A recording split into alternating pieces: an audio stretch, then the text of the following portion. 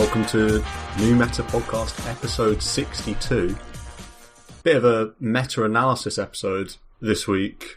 Quite a fun episode really, talking about position 1, which is a position we haven't really talked about that much recently. So it's good to come back to it, and these meta episodes are always fun. Marco, welcome to pod 62, position 1. How are you? Doing very well, thank you very much. Into the 60s we go. Glad to talk about some pos 1 again. Does feel like a little while since we've touched on the hard carry. Yeah, I'd say so, yeah. Adam, likewise, welcome. How do you feel about position 1? I don't know. Pretty average. I think that's my least played role, I feel like. Well, it's interesting you say that, because this ties us in nicely to some dings to get out of the way, because some people thought that you were a support player, but it turns out that Come Dine With Me plays every position, because you got Divine 3 core. I was very impressed with that you are now a completely versatile player. You've got the evidence to back it up. Yeah, the day after Divine 3 support. Just ding those back to back. Yeah, I mean, I'm interested. How are you doing your cores? Are you playing one of the 3 positions, or are you just sort of fast queuing with no fear and just playing anything and winning games for fun? Fast queue for the first couple. Gee. I wanted to just build up some. But if you just fast queue with all rolls, you earn 4 games, right? A fast queue. Yeah, pretty strong. So I just did that, and then I got mid twice in a row, which was not what I was expecting. Yeah, that's super surprising. Who did you play in the mid? Razor, and I stomped that one in 17 minutes. Who are you against mid with that? Insert melee hero here. Monkey, I think. That's a good one. That's some good sweat. Yeah, they picked Monkey and Kunkka, and I was like, well, it doesn't matter. Whatever one it is, I feel okay with it. Definitely. And then I played a Legion Commander mid, and I got Giga Flamed. And if I had to go and look at, I forget what that little Google app, Illuminate, I think is what it's called, where you can see what people reported you. I'm sure I did not play selected role and really reported on that one, because they picked Quap and I picked Legion, and that's just I feel like that's a really good matchup. Yeah, you'd think for the so. Legion. Yeah, because you just purge off the queue and you just hit. But then the other lanes didn't go too well, and they directed all their blame at the guy that picked something off meta, of course, not the one position Spectre that doesn't do anything for 30 minutes. It was it was the Legion's fault.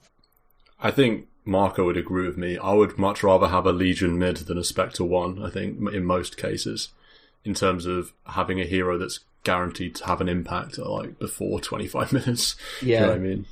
The theory, holds, but LC is a notoriously frustrating hero to play with. Right. And then I was like, okay, I've banked up enough fast queue games. I'm just going to queue off lane. So now I'm playing Abaddon and just having just the best time ever. Yeah. 6-1 on Abaddon this week in 3 or 4 position. It's just a dream hero. Gee. Yeah, Abba 3 is pretty good, I think. Sometimes I play a game with an Abba 3 that's kind of useless, and I'm like, well, I'm not sure what this hero is meant to do, but there are other times when it's so annoying. It's just one of the most annoying heroes. Yeah, it's cool that you're winning games with it, for sure. Yeah, I played Abba 3 once in an unranked, because there's all this hype going on, so I was like, let's try and figure out what all this hype is about. Picked it, and just you end up, if you have a good start, you get a fairly quick phase boost. You're just running down 1v2, just like a maniac, but coming out on top. It felt pretty silly.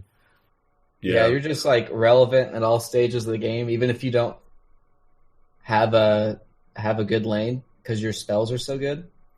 But then if you have a good lane, you just shut down the enemy carry. I've just destroyed voids because they can't, jump away because they get silenced by your passive, and you just bop, bop, bop. It's such a snowball lane as well. It's one of those heroes where if you get a kill in the lane, say, when that hero comes back, you've basically got nothing to wait for, and you can just right-click them again and just use a photic shield on yourself effectively. And that's all you're going to need. It's such a snowbally lane. You can completely remove safe lane heroes sometimes. Yeah, if you get a favourable matchup. I played a 3 yesterday, beat the Void out of lane, took the tier 2 tower, or tier 1 tower at 10 minutes, right, with the catapult, and then took the tier 2 tower at 12 minutes with the same catapult. Just like nobody could come up to me. And then they did, and they still lost like 2 heroes to the 2 supports trying to contest. And you just hit the tower and the siege creep attack so fast when the passive procs. So it's just easy. I tried Ags that game, and that felt bad, but we won. So it was we were way far ahead. So wait for your team to get chronoed and then just press ult and run into the that was the dream, right? I tried to do that with like fountain diving, and it didn't do anything. I don't know. It's a funny old Ags. But yeah, I mean, getting wins with ABBA. What have you got a percentage then or something? You should just winning games for fun. I've been playing unranked and ranked, but I'm like 20%. Okay. Divine 4 or whatever. I'm on a 7-game win streak in support ranked, so that's good. And then I don't know if I'll mess with core that much.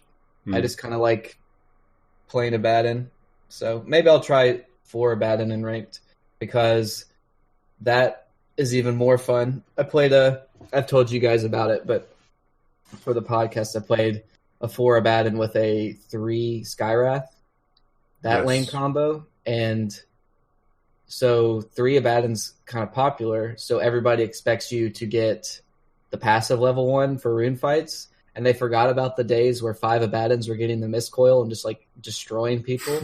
So I showed up, and I had an Orb of Venom, and then you have the Skywrath get the W, so that's like a really long range slow as well. And we had already killed 3 heroes by the time the rune spawned, and I denied myself. And then I think at 10 minutes, 30 seconds, we were a combined 10, 3, and 14. And I was all 3 deaths, and I had suicided all 3 times with miscoil. So it was like the kill doesn't show up on the scoreboard, right? So really it was 10-0, 14, and it was just the most delicious. Like, I think the score was 19-1 at one point, and then somebody on the other team just like starts to all chat like, "What in God's name happened top? Like, why is my Wraith King level 5 at 17 minutes into the game or something?" Yeah, Marco, what's going through your head? Position 3 Skywrath.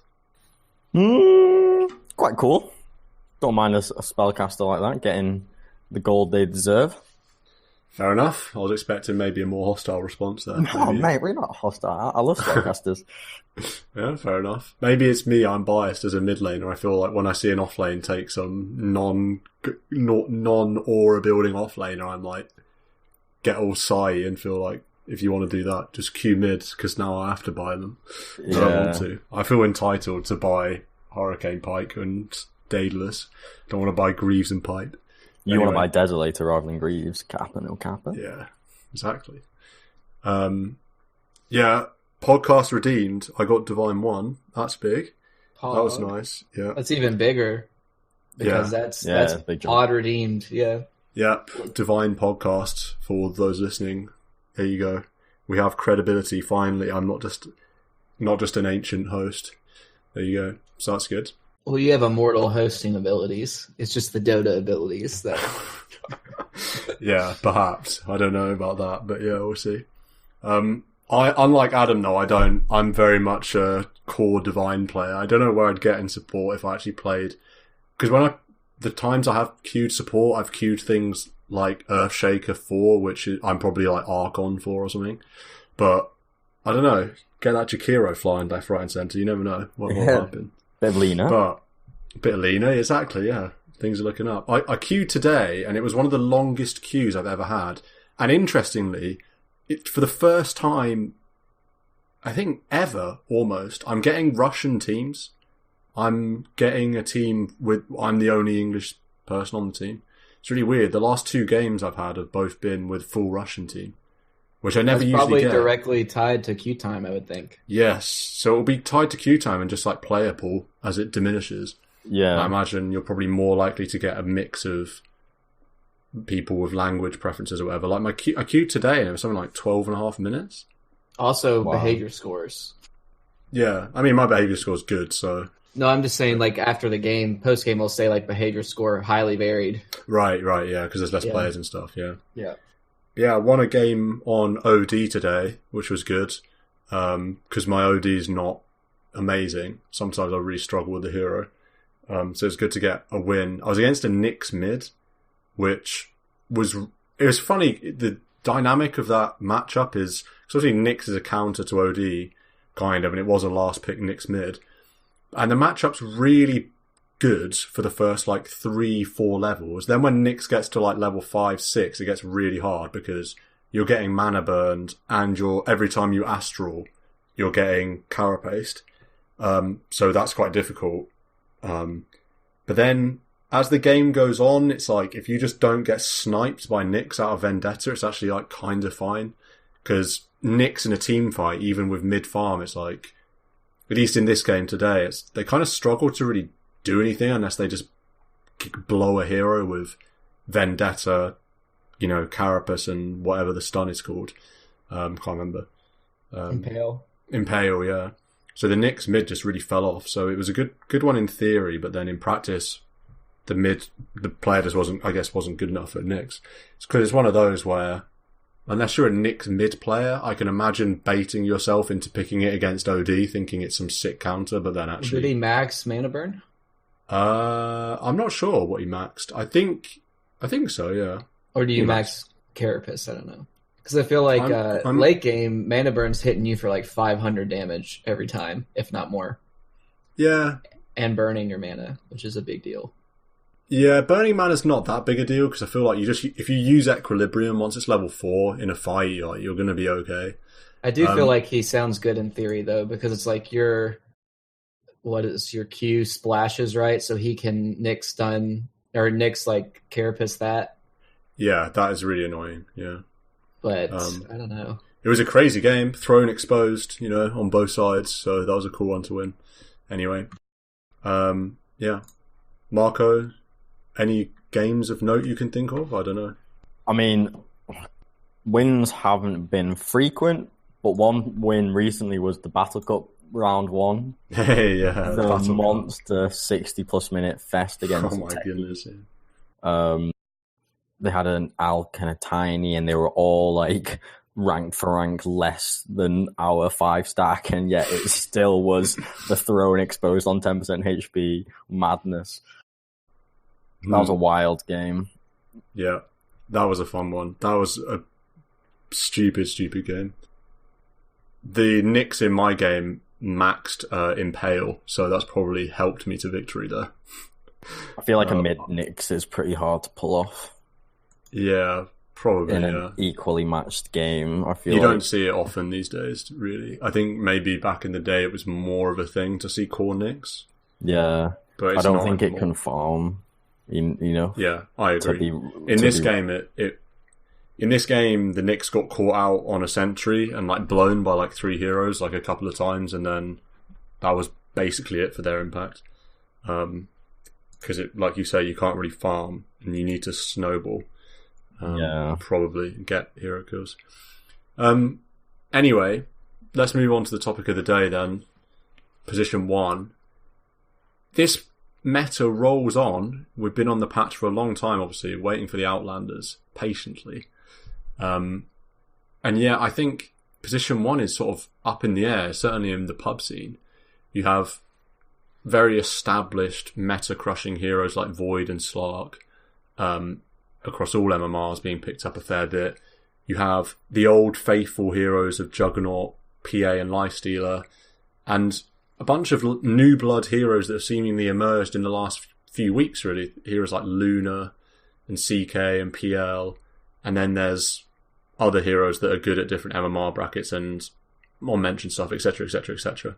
So I thought it was about a good time for like a position 1 discussion, given the changing landscape of 1. Marco, I don't know, you can literally start anywhere because we listed so many heroes. How do you see position 1 in the current meta, like in pubs and stuff, and what heroes do you immediately think of, basically, as...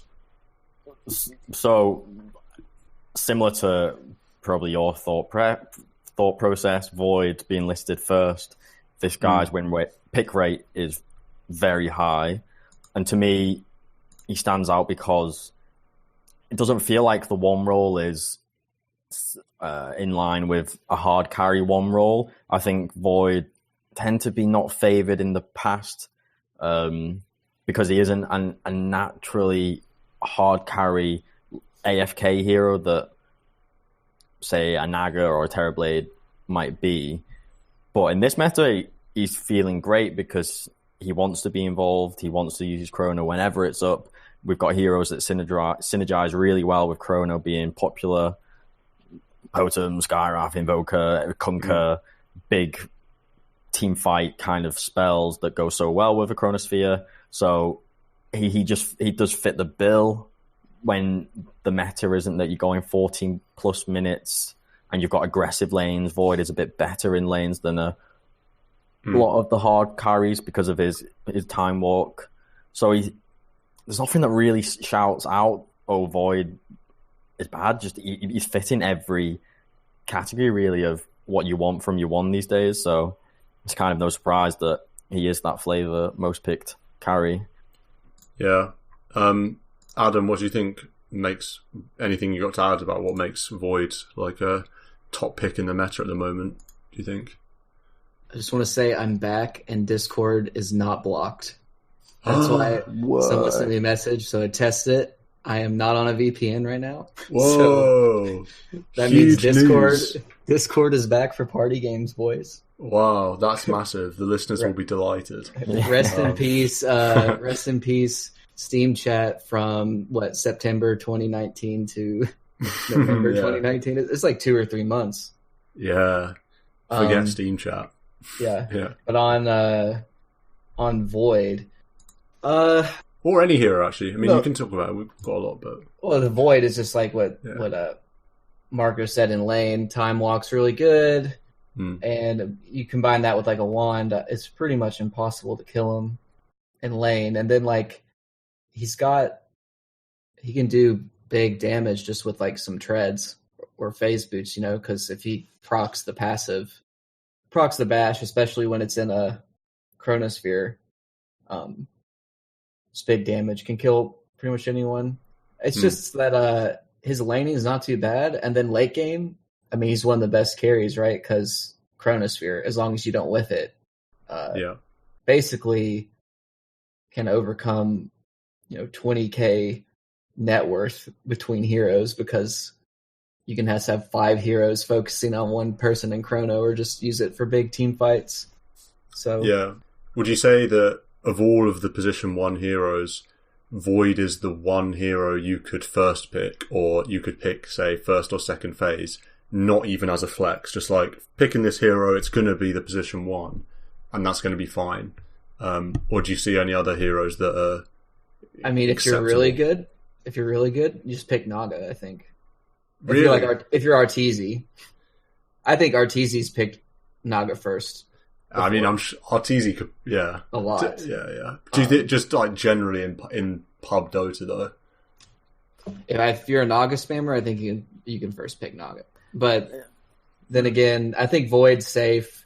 Void can always play off lane and be a 1 from the off lane as well, because he's a good laner. But yeah, you pick Void phase 1. There's nothing that the enemy's really going to pick that would make you go, oh crap, I shouldn't have picked this phase 1. I do think. What are they going to pick? Bloodseeker or something? It's really tough to. Or even they pick a Naga Siren, which is considered the best core matchup. But it doesn't matter particularly, because when you've got Chronosphere and you've got such a versatile spell that you're always going to be able to kill a hero in Chrono. It might not be their position 1, but you're probably going to be able to kill their 4 or their 5 or their 3, whoever it is, their mid, say, if it's some like squishy int core. That's enough to make a hero viable. And I think when Void's in a place where his laning is solid, which it is, and Chronosphere is a good spell, which it almost always is, that's going to have him in a good place most of the time. It's when Ice Frog changes one of those two things and his laning becomes like weak, or his itemization, or not his itemization, or Chronosphere becomes less impactful. That's probably when he'll fall away. But until that happens, I feel like he's going to be pretty strong. Do you think there's anything else? He's got good talents too. I mean, he can when he gets to where he can jump across the map, really far. And then, honestly, it's a toss-up between the Chronosphere AoE at 25 or the backtrack, because backtrack can just be really obnoxious in combination with the time walk healing. It can just how do you kill somebody that can do that? Do you think, Marco, if you're the higher in MMR you go, the more valuable backtrack becomes relative to the Chrono AoE, or is it game dependent at all MMRs? Because I feel like when I see pros play Void, they almost always are going to go backtrack. I don't think there's any trend with that talent, because the way I'm thinking is that, well, say the lower levels, you could say it's bad because you're more likely to mess up this really big AoE, but then at the same time, having a bigger AoE could help you in circumstances. So I feel like it can go both ways, the big AoE. I do think in most cases the backtrack will be better, because I don't think that area of effects and therefore locking down more heroes is some cases, it's really good. Maybe there's maybe like a specific game, you can see it getting value, but I think generally you don't need that big AoE to be able to do what you need to do, so the backtrack's just more useful. Honestly, I feel like a high tier player would go the opposite talents of what a lower tier player would. All the way through. I feel like a Guardian player would pick 15 damage at 10, 70 time lock damage at 15, 45 attack speed at 20, and then Chronosphere AoE at 25. And I feel like an Immortal player would pick 12 strength, 1.5 second decrease on time walk, 500 time rock cast range, and then backtrack at 25. The only one I think Immortal players will still take time lock damage often. Yeah. But the only other, and also I agree that some lesser players will take attack speed, but I think on the whole, that time lock cast range, like you said, is like a joke. What a sick talent. And the 25 backtrack, when you think about it, is an absurd talent. It's 25% evasion for all incoming damage instances. Yeah, and it's old Faceless Void that he used that just as a skill. Right, yeah. I was never around for that. But, I mean, this range as well, it means like Blink Dagger doesn't even need to be purchased on the hero. It used to be a really common item. So that's quite nice for Void also. I do think, I appreciate you mentioned level 20 talent, because I think, thinking about it, it is probably the top 3, if not top 2 aspects of the hero in my eyes, because level 20 is kind of mid-game period. That cast range boost is now making you in these skirmishes or big team fights that happen, which are going to expand over larger areas of the map, being able to be that, nearly double as mobile in terms of cast range, enables this hero just so much. I think if you played a Void game without getting that cast range talent, you're shit. If say you remove that 20 talent, or even just drop it maybe a couple hundred, maybe half it, that would be quite extreme, but say it was only plus 250, this guy's presence would fall massively. I think it's one of the best talents of any carry's got in the game. Yeah, because with this plus 500, you're initiating Chrono from outside of vision from the enemy. Yes. As opposed to normal queue, they see you and they can kind of counter position. But if you go over a ridge or over a tree line and then just Chrono 3 heroes all of a sudden. Yeah. Think about Nisha versus EG in that game where he gets a Chrono by jumping literally one side of the river to the other. I mean, that's TI winning sort of talent right there. One final thing on Void before we move on is just is there any areas where we expect the hero to be changed in Outlanders? Do you think this Time Warp cast range will be touched up, or do you think there's any other areas that will be touched up, or is it really hard to say? There's nothing glaring. Maybe Time Lock is a bit strong. I think he'll fall off just because the game will be different. I don't think he'll get touched very much. I don't think he's like problem. You know what I mean? I think he's just good right now. Yeah, I think that's an interesting point. I hope that is the case. I hope that there is a sizable change in meta and playstyles that for some reason makes this hero less favorable. Looking at what you could tweak, I do think that strength talent, 240 HP at level 10 is sizable. I think that could easily go to plus 10. I think the plus 8 or plus 10. Even plus 8, yeah. I do think the 20 Time Warp cast range could get knocked down a bit, 400, 450, just to make the guy not as strong, because in mid to late game positioning is so big when you're thinking skirmishes and team fights, and this talent obviously just enables that hero to do so much work because of the cast range. And then maybe you could see some stat stuff weaken, so he's naturally not as strong. Get rid of, like, lower the agi gains 3. Yeah. I guess 3 is not that's not the best in the world anyways. Yeah, and Void's. Yeah, I was just say Void's 25% pick rate at Immortal, 52.5% win rate. So very solid stats for this hero. It just says he's 5th overall in popularity. That's not normal. You know what I mean? Yeah. Like, he's not a fit top 5, even really a top 15 popularity hero normally. Yeah. I mean, the fact Kotal's sick that's something else. But anyway, we're not talking about fights. In the way I outlined the episode, I've put established heroes of the meta, Void, and then underneath the hero accompanying him is Slark. Have I overstated Slark's strength in the meta, do you think? I don't really see him, so...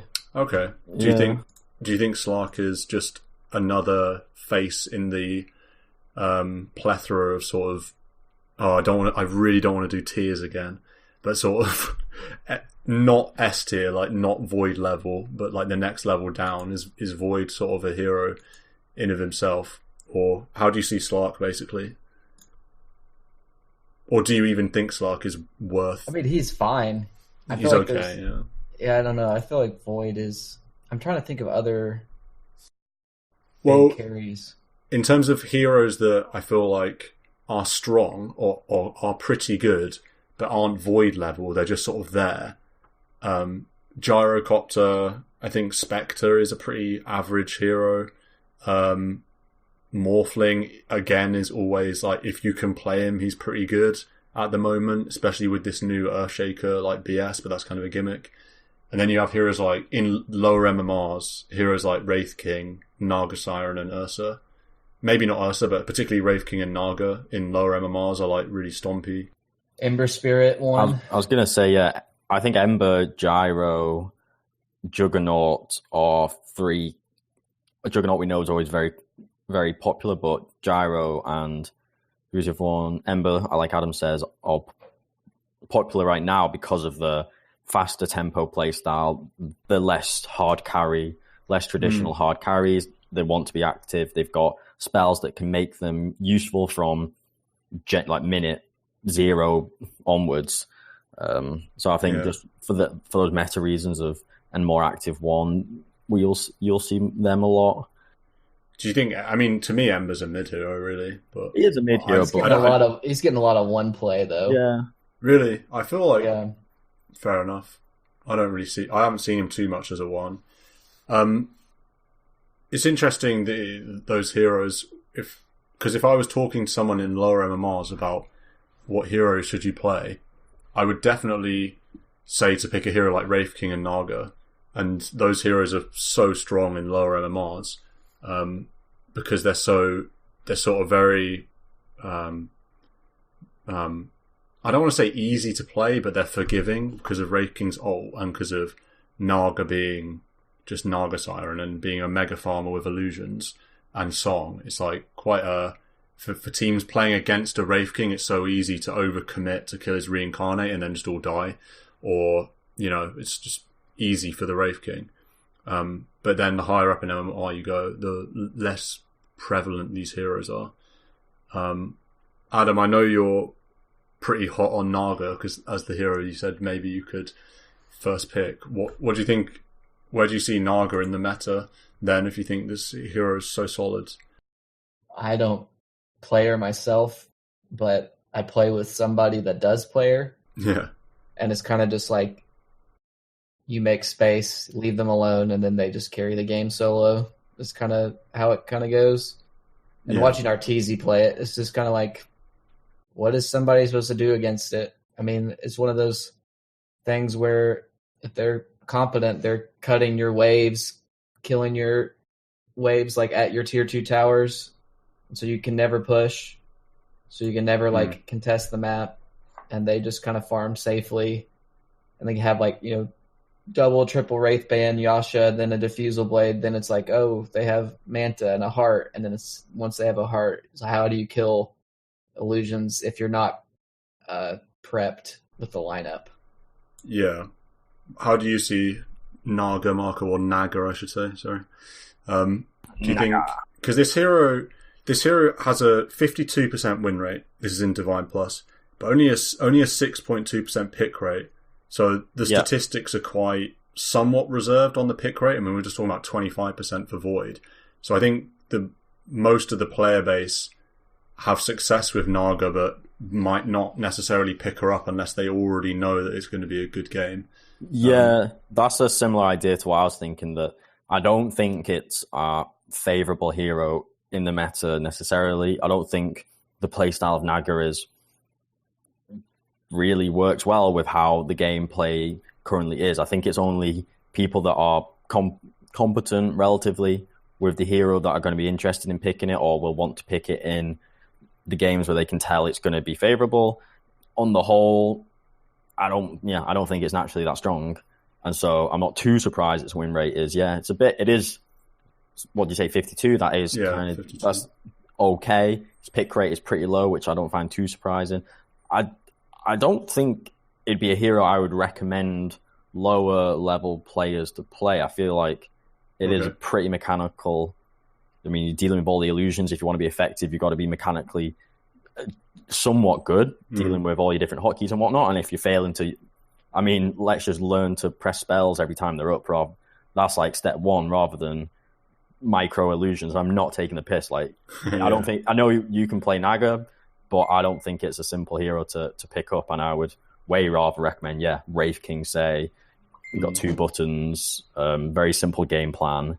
But I do like watching Arteezy. He'll get like a Shadow Blade, and he'll be active with Naga, which is pretty cool because you just show up on top of a support and they blow up.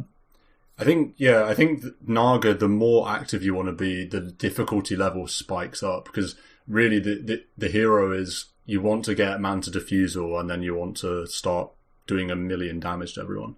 I think the difficulty I see with Naga, and I play Naga out of mid, so it's maybe I have a slightly unrepresentative view of this POS 1, but it's a hero that it simultaneously has to worry about, is it a good Naga game? But also, is it a good Naga lane? Because if the person you're laning against can easily deal with your illusions, like very comfortably with a nuke, which is pretty common, then you're probably going to have a rough lane. But the beauty of Naga is the recovery is obscene, because you literally just need XP and like 3 Wraith Bands and you're flying through the jungle. So the hero can catch up very well. But you'll often find yourself in a position where, the enemy offlane can clear my illusions easily. Well, then I've got no kill potential as a Naga Siren in a lane. So the enemy offlane was likely going to get free farm, and I'm going to have to recover slightly, and that's just a difficult position to be in as a Naga. And then also the game, if they've got illusion clear, I mean, that's obvious. Everyone can understand that part. But so that's why I think Naga's a hero that it's really strong in the right situation. So I'd say it's definitely got a place in the meta, but I would want to see at least 4 heroes probably before I confidently picked it on the enemy team. But definitely a place for it. Interestingly, the hero next to Naga Siren, in the picking and winning rate, slightly lower win rate, the next lowest win rate out of all of the heroes. So this is 51.7, but with an 8.5% pick rate, it's PL, Phantom Lancer, which is funny because I feel like this hero, I haven't seen it in ages, and suddenly PL is a legit carry anymore again, and I put it in this new blood section along with Chaos Knight and Luna, 2 other heroes that I feel like have kind of come out of nowhere and are suddenly premium position 1s. Do any of you have any idea why any of these 3 heroes, Luna, CK, and PL, are suddenly legit 1s? What I've heard with Luna is that she's been getting loads of incremental little buffs, and now is suddenly at a point where I add them all together and she's noticeably stronger than she used to be. That's something I've heard. I've not seen that many 1 Lunas. I've seen Lunas, but then the magic gimmick build comes out. Maybe that's because it's been unranked. I think 4 position. 4 position, yeah. Well, I think those things have played into position 1 Luna because position 1 Lunas they'll just buy an Ags and they won't be doing Magic Luna. I'm on the guide section of DotA Buff, and interesting, the first build is like almost exactly what I was trying to find. This guy's gone Treads, Dragon Lance, Manta, BKB Ags, and then gone back for the Pike. So it's like, this is a guy going right-click Luna. You build an Ags at any point. Interesting. It's because you can just fit it in and it actually is worthwhile from a damage standpoint. It's so good. The Axe is so good. You don't even necessarily have to go the talents to support it either. You just pick it up. Yeah, definitely. People have realized that you come to a team fight if you're this position 1 Luna. Typically, in the past when Ags didn't exist, you can kind of avoid her. Her ult is kind of avoidable. You bail, you run away from the hero. Unless there's some Mars ult to hold everyone there, you're going to typically be able to get out. But now with the Ags, and now you can, I guess its reach is now just infinitely better. You can charge into battle and know you're going to guarantee major damage from the Ags, and then you've still got that farm kit ready for the late game and for the tower hitting, etc. So it is quite a nice synergy, to be honest. It's quite cool to see. Yeah. It's also, I would say, it's exceptionally good with some of the other prevalent heroes in the meta. Keeper of the Light is being picked in most games. It's being picked in 25% of games as a 5. Will-O-Wisp is incredible with Luna in general. You've got a lot of people trying to get out of an area of effect. That's incredible for Glaives. Also incredible for the ult. And it's good with and against. With what? With and against. If the enemy has a coddle, you just throw your ult on the coddle, right? They can't, or if you make this an Uber combo with your team. It goes both ways. It's great with Treant Protector and Clockwork as well, which are huge crushers of the meta as well. So I feel like these things, incremental benefits of the meta and also incremental buffs, like Michael was saying, and now suddenly Luna is a 55% win rate hero in Divine Immortal. Some of that will be this support Luna that we've seen coming out, but plenty is the carry as well. It is funny when you see patches, and most often you're going to consider a patch in isolation. 7.22e, what's happened in this patch? And you're not really thinking what's happened in the previous 4 or 5. But then when you say bird's eye view, look at the changelog and add up all heroes' incremental changes over the course of, say, 7.22 A to G, there are some heroes that you go, actually, altogether, it's pretty sizable what's been improved. And I think that's been the case with Luna. Looking at Kotl now, and because I remembered how you would always see those Will-O-Wisp area, AoE of the ultimate, go up by 25, 25, 25. You're all in these mini patches, there was always these little notches, and then at the end of the day, it's now, rather than 650, 725, and that's the radius. So then the area effect is way more than that. You also get the likes of Kottles gets his talent at level 10 for XP bonus. We spoke about that a lot. That's huge for the supports. The Will-O-Wisp hypnotized move speed's gone up like a tiny bit. The talent, Blinding light doing the damage. Will-O-Wisp. Things like this, they're all just little changes, and then you just look at 7.22 and go, wow, if you add them all up, it's pretty sizable. So, and it's a tipping point. The way it works, you get these incremental changes, then someone realizes, or a few people realize it's good now. Then loads of people play it, and then it gets optimized through loads of people playing it.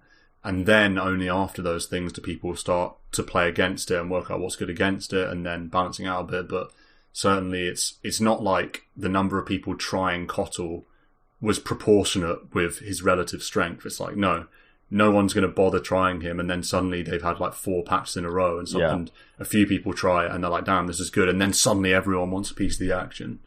So yeah, it's funny, the sort of lifespan of these heroes through the patches is quite funny. Yeah, I remember that happening with Storm not that long ago. He got lots of little incremental changes, and the Electric Vortex, tiny change here, gain, tiny change the damage, and then all of a sudden, oof, this guy packs a punch and he's getting picked all the time.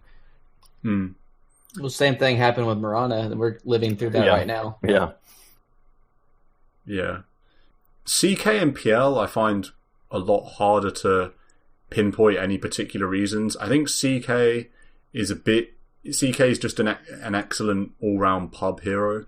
The fact that this, whatever it's called, Chaos Strike, with the lifesteal, ever since it was changed to like a cooldown rather than just some random thing, he's such a relatively stronger laner. You just don't need regen as much. You don't need to buy yourself regen, really. You just hit some creeps with your passive and you're going to be healed nicely. The hero is a crazy good snowballer, and also just scales nicely into the rest of the game. Phantasm when you have Phantasm up, you're always going to be ridiculously strong with just an armlet. That's like almost all you need. And yet still this hero scales. If you get like Heart, BKB, AC, you're still going to be the strongest hero on the map when you reach that timing. The downfall is always that he's not a fast farmer. You can buy a Midas, so it is a popular Midas hero, but CK is just... He does encourage you to be active, which is cool. He's always waiting to make a re-emergence into the meta, I feel like. And yeah, I mean, he's just a strong hero for those reasons. Yeah, it's a bit like Naga. If the enemy team can't deal with illusions, his are some of the strongest. I mean, if they don't have a lion that instantly pops like 3 of your illusions or something, you know what I mean? CK just destroys. And plus the Chaos Bolt is so good against like carries. Melee carries with Q stuns, man. Those are always welcomed in a team fight. Oh yeah, for sure. Especially 25. If you get, I know sometimes you get the other talent, but if you get the Chaos Bolt plus 2 seconds, and you're doing a 6-second stun on a target, that's a pog. Yeah, I think also CK is a hero that does better in the lower you go in MMR, and I think that broadly fits the way I view the hero, that he's so punishing to play against. If you are out in a weird position to start a fight, and a Phantasm CK just catches you just for a second, just for a reality rift, that hero's dead for sure. If it's unless it's like a tanky core hero, it's dead. And then you've almost lost the fight before it's even begun. Other heroes, like, I don't know, think of, say, a Wraith King, or even a Lifestealer, or, whatever it may be. You might be out of position initially, but you're not just going to be bursted in like 1 second. So it's less punishing. And then obviously, when you're playing heroes like Wraith King and Lifestealer and these other ones, requires the rest of your team a bit more. CK's a hero you can just solo carry on, which is quite nice in lower MMRs where team coordination and different players are going to be on different pages. So yeah, I think I'm glad to see CK back in general. He's a popular hero of mine. Marco, PL, you don't need to make an assessment of the current meta, but in terms of PL in general throughout Dota, what kind of game, like what kind of meta is PL strong in? And do you think that this meta is one of those, or do you think the hero in general is just randomly being retested? Yeah, I'm honestly quite confused by PL. Back in the day, I feel like it was one of my go-to heroes a little bit. I felt like I was pretty confident on PL. And then there was this patch where I think, guess Nick will remember it, because also it was part of my jungle expedition. And I tried to play and win with PL many times, and it just couldn't happen. I think it was a point in time when it was a particularly, for some reason, unfavorable pick, but I just couldn't get wins with it. So now, having you mention it coming back, I've not actually seen it myself in games. When you say, oh, is it just random? Part of me thinks, well, is it because people want the meta is so not stale but continuous that people are wanting to play different heroes because the meta's not been changed for so long, so they're like, hey, let's just play PL? Or is there some underlying reason why the guy is naturally strong? I honestly would struggle to like unpick that. What's its pick rate and win rate in the Immortal bracket? So pick rate is 8.5%, which is quite strong. That's over 2% higher than a hero like Naga Siren, say. Yeah. So 8.5%, and the win rate's 52%. So it's pretty good win rate. Yeah, it's like a moderately okay win rate. It's a strong win rate for the carries, really. Yeah. It's only like Luna, Drow Ranger, Naga, Void that have better win rates than that, really. Bloodseeker as well. So he's in a relatively good place. Yeah, I think it's similar to Naga in my eyes in that obviously it's an illusion hero, but okay, it might not farm as fast, but can be that it trades off farm for a bit more activity and a bit more aggression in my eyes. So you can get involved fairly early on with a PL just from, I know his ult and the damage illusions give has been slightly buffed a few times. You get this guy, say you have a couple Wraiths, Power Treads, and a Yasha, say, like you can mess up some heroes and be active. So in that, again, that play style of more tempo and aggression that this hero could fit in okay. And if you get Doppelganger and Manta, there is a lot of spells, again, game situational, but a lot of spells you could disjoint and get a lot of value from that disjoint. I think another thing that's helped PL is he's good versus some of these other emerging heroes. He's really good versus Chaos Knight. That's like, it's an incredible matchup. Playing PL against CK is great. He's really good against Clockwork, which is a hero that's continues to emerge. He's also really good against Wraith King, which is like reasonably stable and coming back a bit more. He's also really bad. He's really bad against Ember Spirit, and Ember Spirit is a hero that's falling away pick rate wise and win rate rise. So I think maybe Ember's prevalence was keeping him out. He's bad against Axe, and Axe is a hero that has been really popular for a long time and is kind of waning a little bit. So he's probably naturally coming back a bit. Even someone like Void or Kunkka, so he's great against Kunkka because you just disjoint his combo. Void, I think he's good against because you look to diffuse away all the mana. And again, in Chrono, if you can get a Doppel off at the last moment, or even if you get Chrono but have illusions around, Void's not going to be good at dealing with them. So yeah, I think you're right that the heroes that are popular, he does have some natural strengths against. Yeah. Adam, any heroes, any carry heroes that we haven't mentioned yet that you think are worth giving a shout out to? Heroes you think underrated, or indeed a hero that you think's overrated in the meta? The hero I think is good that we briefly touched on was Gyrocopter. Yes. And we talked about Coddle, and I think because Coddle is good, Gyrocopter is good, because you can flak shoot the Will-O-Wisp and still proc, flak on everybody. It's kind of like when Tombstone's good, or, Nether Ward or something like that. Gyro's always the king against ward heroes. So, and he's also very active, right? Because Rocket Barrage, he's like one of those classic split damage carries throughout early to mid game, and then he becomes kind of a crazy physical damage carry when he has side gunner with the Ags. Yeah. So, but I do think he's one of those heroes that's like, okay, the enemies pick Coddle. What's a hero I can pick that's good against Coddle? And if it's like, I don't feel like playing Jug or Lifestealer because you can rage or spin and hit the Ignis Fadis, it's like, okay, Gyro's really good because I can just flak and hit it. Flak, pop rocket barrage. So if someone tries to come up on you, they're still taking a bunch of damage. And then he's also like the missile, like you can actually catch a Coddle because normally he's so fast he just runs away, but the rocket just keeps going until you catch him. So Rocket's an underrated spell for sure. Very like underrated. That, so strong. Cleaning up heroes, like cleaning up fights. No one can get away. You can't escape a heat-seeking missile. And again, heroes ridiculously good against illusions, Nargothrond and CK, Terrorblade. Not that TV's picked up much, but those heroes he does really, really well against. And Blink Initiators too, I suppose, just because of the range of flag. He's also such a versatile hero, and for the reasons you outlined, he can be so active early. If you max Rocket Barrage, you're doing so much damage.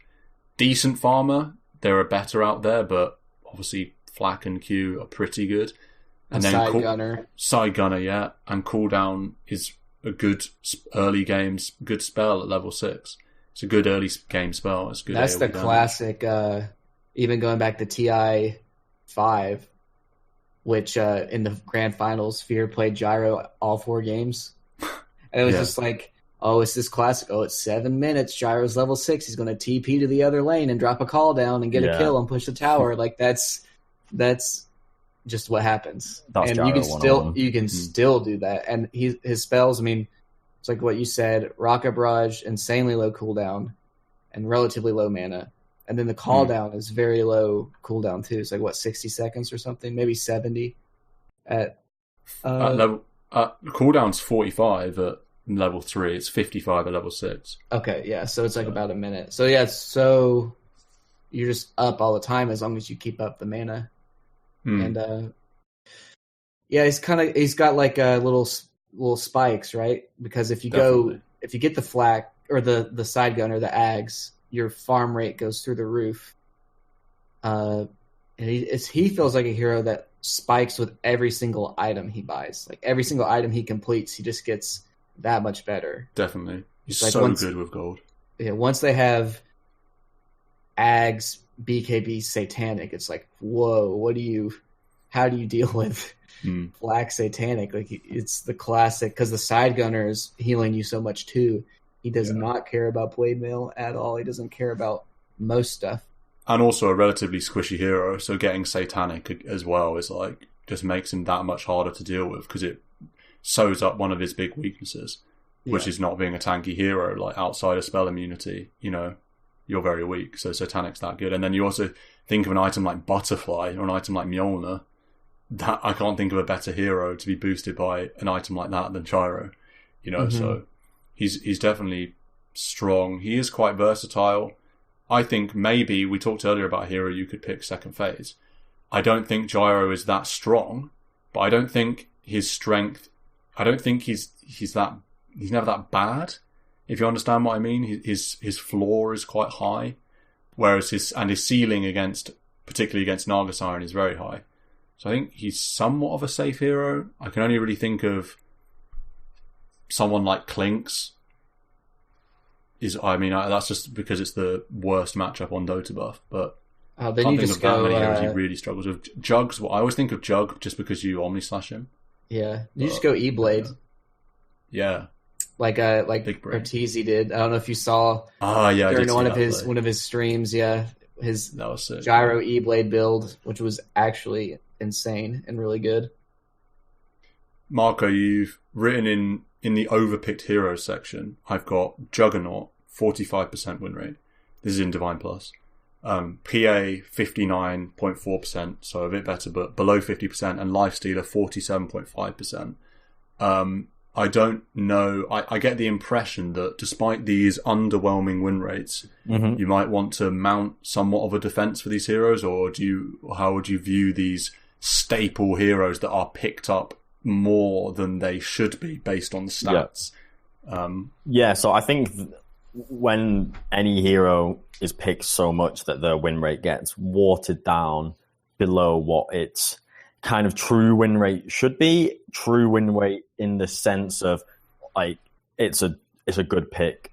Yeah. Not an OP pick, but just a solid pick. And I think people will overpick Jug, PA, Lifestealer because Jug and PA are cool heroes, and particularly PA, flashy, enjoyable. Jug, it always feels like a safe bet. You know, you've got that Blade Fury. Everyone's a Jug player. Everyone's a Jug player. Everyone adores Blade Fury in terms of, okay, you've got some really strong defensive capability, you've got offensive capability, but I think a lot of the time you could easily go, oh yeah, I'm comfortable with Jug and I'll pick it, but actually maybe Gyro's better and you want someone more aggressive, or maybe you want someone who farms more hard. And then similar with Lifesteal, the fact you've got Rage, everyone just goes, yeah, I like this hero. You feel comfortable playing it. Also, the strength idea and Feast of, okay, Lifesteal natural counter against every strength hero. You're going to feel like it's the pick. And it will get kind of overpicked probably when, in reality, like we spoke about this kind of gameplay and meta, someone like Lifestealer, I don't think really excels that much because, yeah, if you get Maya to raid, it's great, but you're pretty dead until you do. So being dead for 0 to 20 minutes, and by dead I mean inactive, isn't fitting in with like the more tempo aggressive playstyles we see. Jug, I think, can maybe again watered down win rate. Is that a 45% win rate or pick rate? Win rate 45. 45%. God, that would be insane. So that's a really bad win rate. He's the 9th lowest win rate hero in Divine Plus. Yeah, I think just people are picking him because they feel like it's comfort, but in reality, it's 14%. I mean, it's good against Coddle, right? That's one. Why you. But it's probably overstated how good the hero is. I think Jug has had a handful of slight nerfs. Nerf the Q level 1, which is huge. Yeah, there's been a lot of slight nerfs. Even I remember the healing wall movement speed getting nerfed multiple times. I know that's not big, but just the general picture is that the hero's been weakened. But the pick rate hasn't corrected itself in accordance to these patch changes. So it's still really popular, but it's not as strong as it used to be. And I think in this meta, I think it does fit, honestly. I like Jug because if you get phase drums, you can be active and help your team out, etc. But again, it might not be as strong as other active ones in terms of Gyro or Void and the impact they can have. And Jug will not be as strong as, say, someone like a Naga or a Specs or just harder farmer hero. So maybe he's lost a little bit in the middle ground.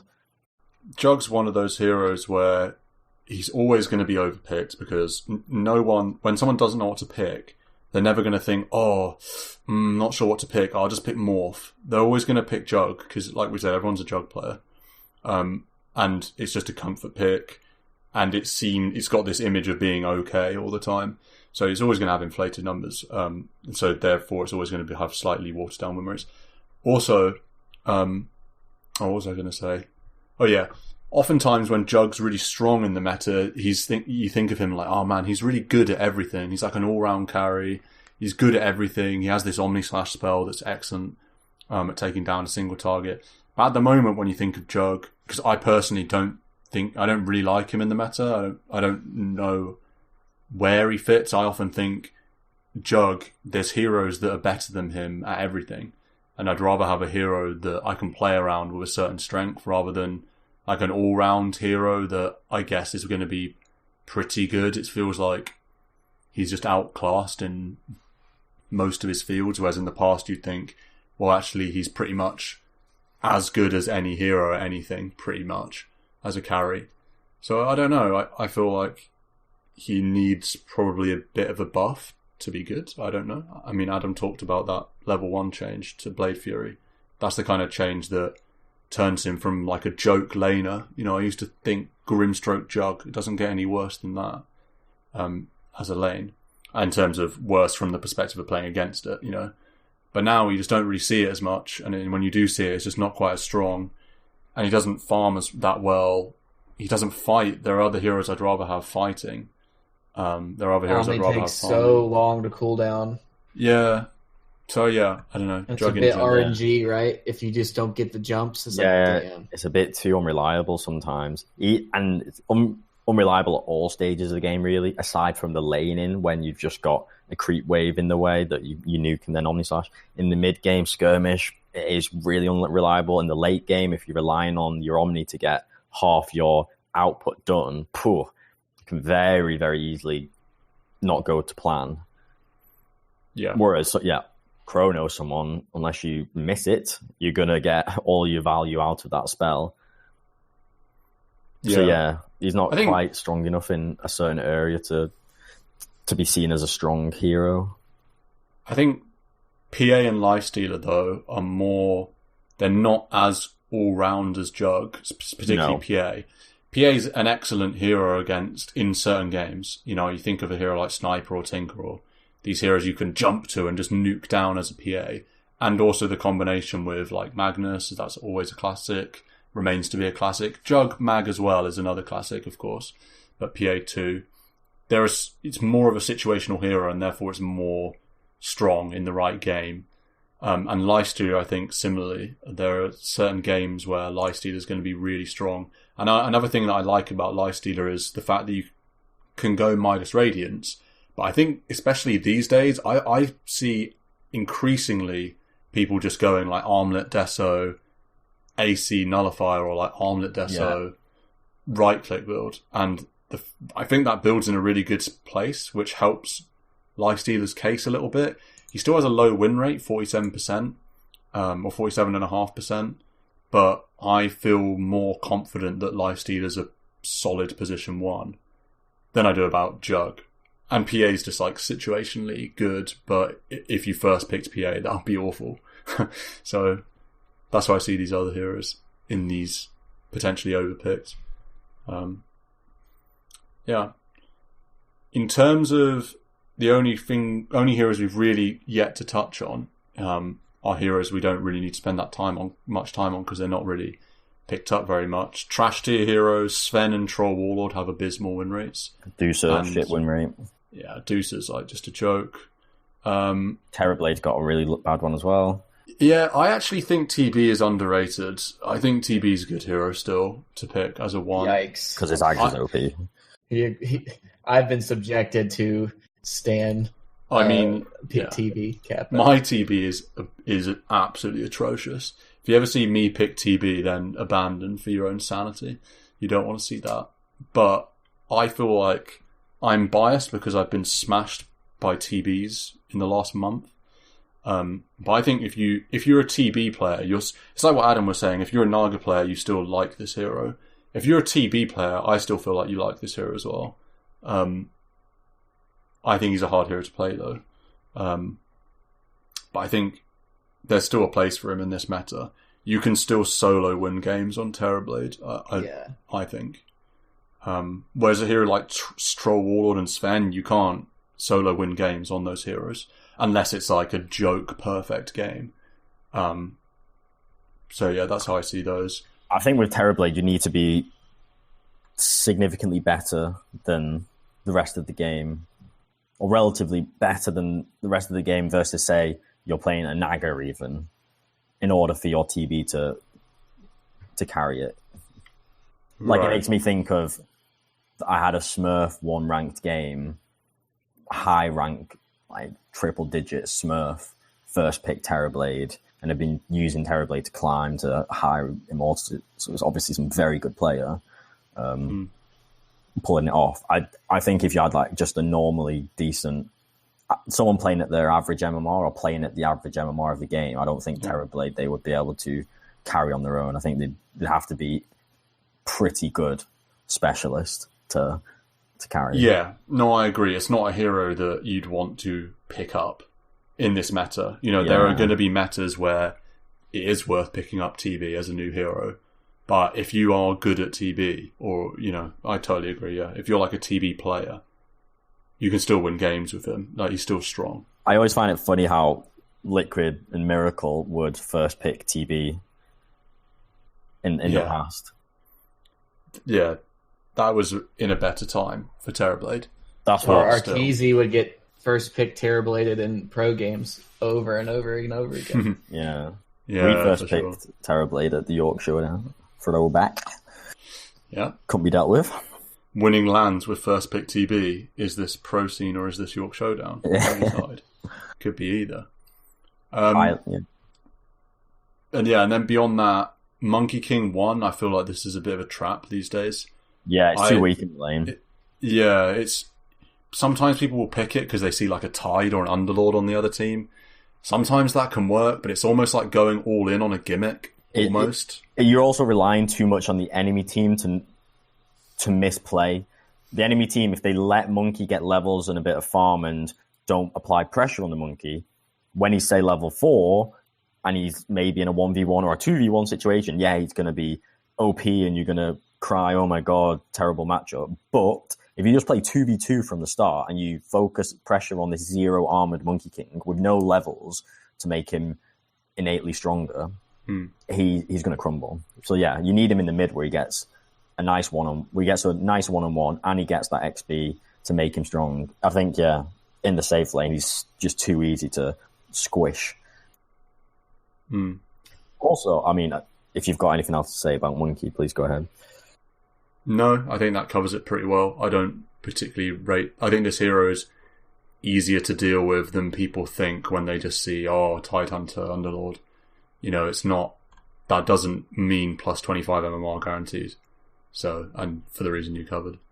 Were you going to go on to something else there, or...? Yeah, to tie up, I mean... Yeah, of course, Well, not to tie up, but we've been speaking about all these carries and whatnot. We've never even talked about Anti-Mage, the top dog of all carries. The hippest, coolest, sleekest number 1 out there. I missed Anti-Mage. That's the one hero I missed the most. 50%. Okay. Yeah, 6% pick rate, 50% win rate in Divine Immortal. That's a yikes. I can't wait for this guy to get some marginal buffs. Did we didn't answer this first question, right? Yeah, your because intro question? Yeah, it went so long. Yeah, the intro, we spent like 12, 13 minutes talking about our own games. So I was they were good. It was good discussion. But like your question was, what hero do you love having on your team the most? Well, how about we go with who would I not want on my team? Anti-Mage. Dude.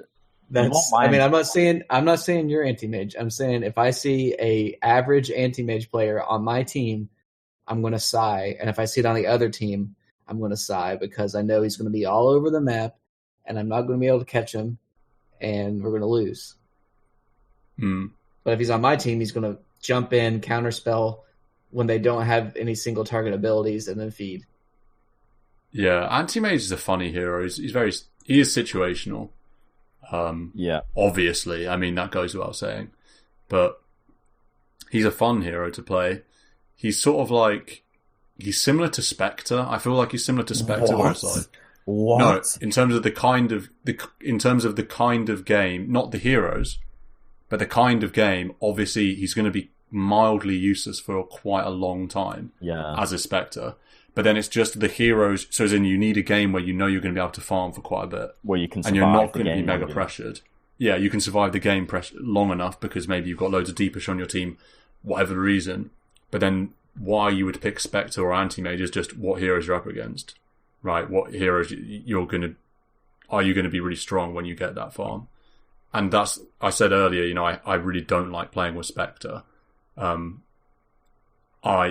feel very similar about Anti-Mage. I don't like playing with Anti-Mage unless I know that it's an excellent Anti-Mage game and he's going to be able to farm. Like, both boxes need to be ticked. Same with Spectre. It's like, I need to know that Spectre's going to be able to farm and also it's an excellent Spectre game. And those two things are difficult to come by, in my opinion, in the current meta. As in, it's difficult to come by farm for 25 minutes, you know? So yeah, more often than not, the enemy team's going to be a bit too aggressive for your Anti-Mage pick to work out. But yeah, when that's not the case and you've got one of the world's best Anti-Mage players, then it's all steam ahead. Yeah. Final hero that, unless anyone else has anything to say, but final hero is like the opposite of anti-mage as a position 1. Winter Wyvern. No. Ursa Bear. I actually really like having Ursa position 1 because I feel like when I have an Ursa 1, I know what I'm going to get, and it's kind of easy to play around in the sense that if you've got an Ursa that's being active, it should have somewhat of a good lane and then just be flying at heroes, and that's quite an easy concept to understand and win with. And the hero's been trash. It wasn't picked at TI, it was one of the unpicked heroes at TI. And now... Far cry from a year before that. Yeah, for sure. But it's coming back a bit now, somehow. Even because I don't really remember it being touched up that much. But now Ursa is back, above 50% win rate in Divine Immortal. I think Ursa's an underrated hero. I would agree. Yeah. Yeah. It definitely gets overlooked, like we've just done this whole episode. Left it to the end. Well, yeah. We say that, but I love this. I feel like this happens literally every episode. Can you think of a hero? I don't know. Maybe the winningest hero in Dota that's a position 1. Maybe a hero with a 60% win rate that we just haven't mentioned. Lycan. Mr. Wolfboy himself, Lycan. But no one wants to talk about Lycan because... Well, Ags... I will say the Ags is good now, at least. Yeah. What changed? I don't... It gives less gold and... Yeah, it gives less gold, yeah. Doesn't it give one more wolf now? Or is that... I just make that up? It definitely gives less gold. I know that. Yeah. I'm not sure about the wolf change.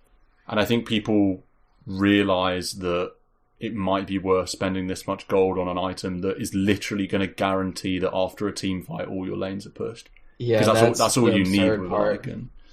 Yeah, it's like you win a team fight, and if you're playing Lycan, you need to be able to turn that into an objective. Like, you need to be able to turn that into an objective. And Ags secures that 100%. I do think a lot of people aren't going Ags, though. I feel like you're seeing it less. Because people sort of were like, wow, this item isn't pure trash. I'm going to pick it up sometimes. And then maybe they are less. Although, having said that, I'm on the guides now. There are plenty of Ags flying around, so I don't know. Still do Necro booked or... Yeah. Helmed on Necro every single game ever. That's the same, always. Yeah, man. Lycan, sort of... I feel like we talk about Lycan for 2 minutes at the end of every podcast.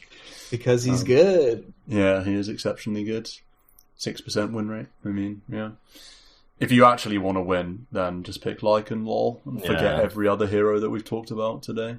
Yeah, the most soul-destroying but successful route to climbing MMR would definitely be a couple hours research into Lycan. I was going to say Mars. Into Lycan. You will fly up the ranks, but have no soul, so it's up to you. Yeah. I feel like we've touched on pretty much every hero, every carry that I can think of, some more than others. That's Ep 61. I think it's not. Ep 62. Yes, it is. Yeah. Sorry. Yes, it is. Adam said earlier I was an immortal level hosting. I mean, that's a recalibration. Maybe unranked immortal now. Unranked immortal, yeah. Yeah. I'll need you to calibrate again. Oh god, no, not recalibration. I'll be down in the dumps again. But yeah, join us again next week. Who knows what we'll be talking about?